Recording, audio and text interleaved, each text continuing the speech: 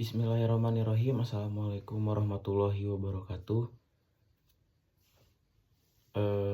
Langsung saja saya ingin mempresentasikan untuk sistem telekomunikasi makalah analisis dan rekomendasi teknik multi akses untuk jaringan nirkabel di wilayah pedesaan Indonesia. Latar belakang kesenjangan digital pedesaan Indonesia. Penetrasi internet nasional telah mencapai 78,19% ABJI 2023. Namun, disparitas antar wilayah perkotaan dan pedesaan masih sangat signifikan. Diperkirakan sekitar 12.500 desa di Indonesia masih belum terjangkau layanan 4G, menciptakan kesenjangan digital yang menghambat pembangunan. Konektivitas yang memadai menjadi kunci pendorong ekonomi digital desa serta akses terhadap pendidikan, kesehatan, dan informasi yang vital bagi masyarakat pedesaan.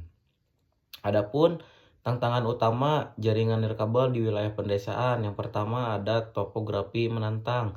Sekitar 60% wilayah pedesaan Indonesia didominasi oleh perbukitan dan pegunungan, menyulitkan penyebaran sinyal.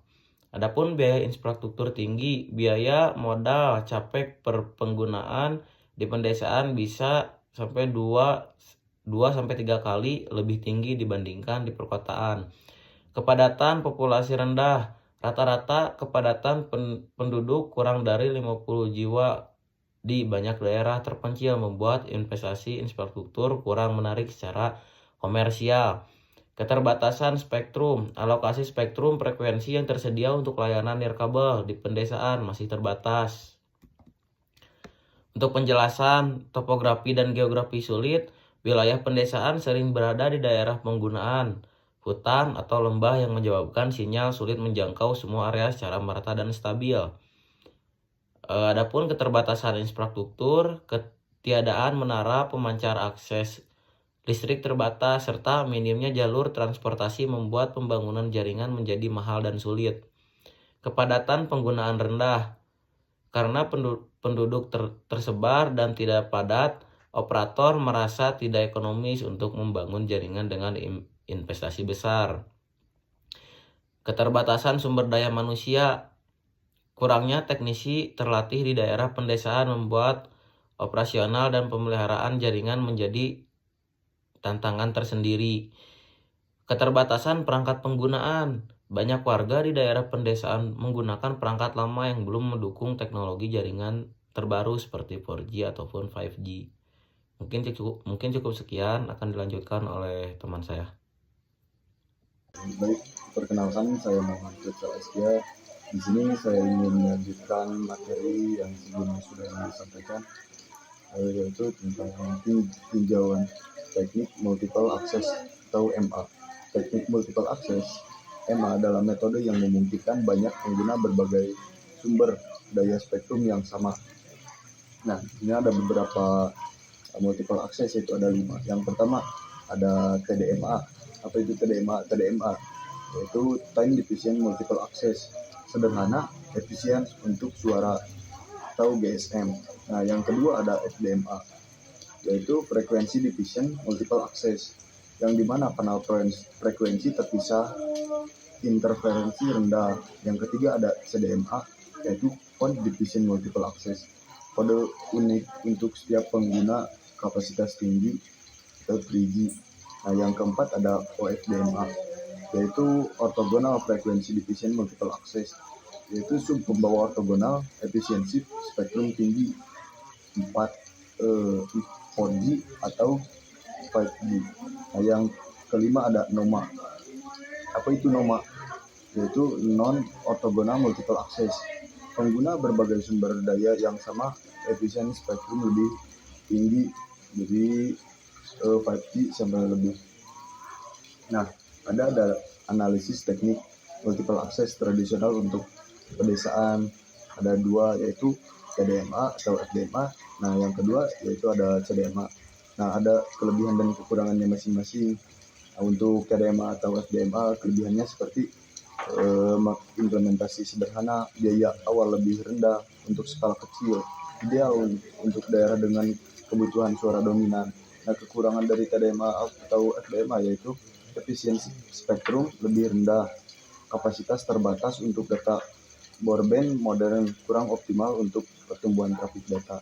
Nah, untuk CDMA yaitu kelebihannya kapasitas lebih tinggi dari CDMA atau FDMA, mendukung soft handover, cukup baik untuk layanan data dasar. Nah, kekurangannya yaitu kompleksitas tinggi dalam perencanaan dan implementasi, masalah interferensi intrasel jika tidak dikelola dengan baik, kurang optimal untuk data sangat tinggi seperti streaming video. Nah, teknik-teknik ini meskipun mendasar memiliki keterbatasan dalam memenuhi tuntutan konektivitas digital yang terus meningkat di wilayah pedesaan. Nah, sekian presentasi lanjutan dari saya, mungkin akan dilanjutkan dari teman saya. Ya, terima kasih. Assalamualaikum warahmatullahi wabarakatuh.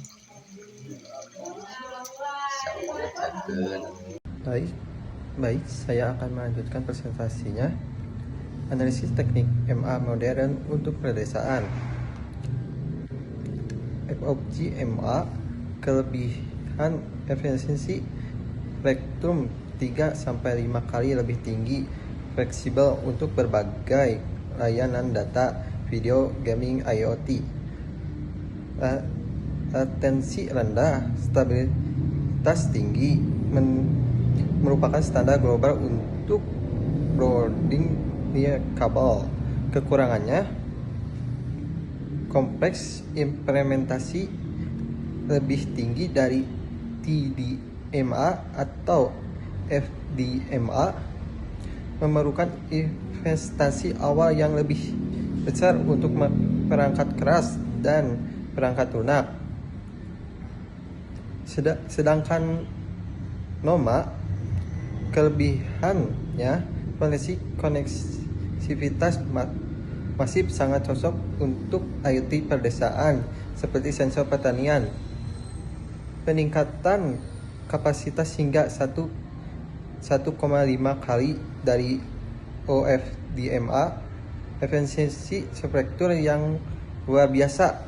Kekurangannya, kompleks manajemen interferensi yang sangat tinggi, masih dalam tahap penelitian dan pengembangan yang intensif untuk implementasi skala besar. Nah, berikut diagram yang perbandingan dan kesulitan teknik MA untuk pedesaan. Ada efisiensi spektrum, kapasitas jaringan, kompleksitas implementasi, latensi skala terbalik. Nah, cukup. Boleh sekarang lanjut lagi. Oke, yang dilanjutkan oleh saya, Raihan Ramadan. Rekomendasi teknik multiple akses untuk wilayah pedesaan. Rekomendasi utama OFDMA atau 4G Lite atau 5G NR.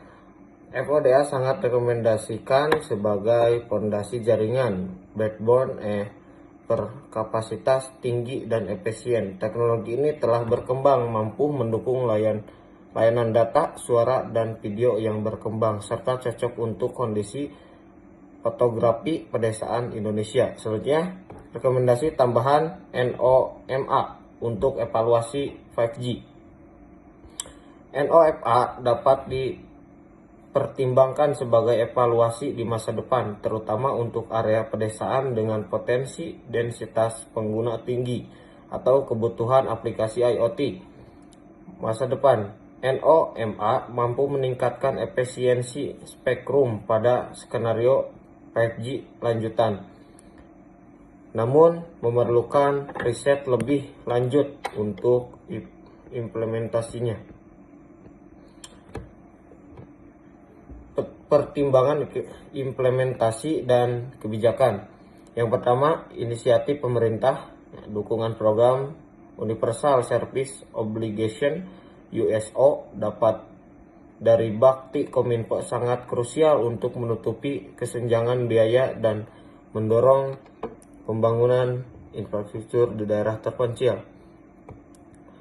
Model bisnis inovatif, pembangunan model subsidi yang terarah atau kemitraan publik swasta atau P3 dapat menarik investasi swasta ke wilayah pedesaan yang kurang menguntungkan secara komersial. Estimasi biaya perkiraan CAPEX untuk implementasi OFDMA berkisaran antara 50.000 US dollar sampai 150.000 US dollar per BTS. Tergantung kapasitas dan kecukupan yang diinginkan. Pemanfaatan infrastruktur bersama. Kolaborasi antara operator untuk berbagai menara dan infrastruktur pasif dapat mengurangi biaya investasi awal secara signifikan. Regulasi spektrum. Alokasi spektrum frekuensi yang tepat dan efisien oleh regulator akan memaksimalkan kapasitas dan jangkauan jaringan nirkabel. Ini kesimpulan dan langkah selanjutnya. Jadi teknik OMDM ini adalah pilihan optimal, yang paling optimal untuk pondasi jaringan nirkabel di pedesaan Indonesia pada saat ini. Menawarkan keseimbangan antara efisiensi, kapasitas dan kematangan teknologi OFDM tersebut. Kolaborasi multi pihak, kolaborasi dengan pihak-pihak terkait, yaitu mendorong kolaborasi yang erat antara pemerintah, operator telekomunikasi dan penyedia teknologi untuk mempercepat pembangunan. Selanjutnya pengembangan NOMA. MON ini harus dikembangkan, yaitu menjanjikan untuk pengembangan 5G plus, awalnya dari 5G menjadi plus 5G plus, dan koneksivitas massal di masa depan, terutama untuk skenario IoT pedesaan. Khususnya target ambisius,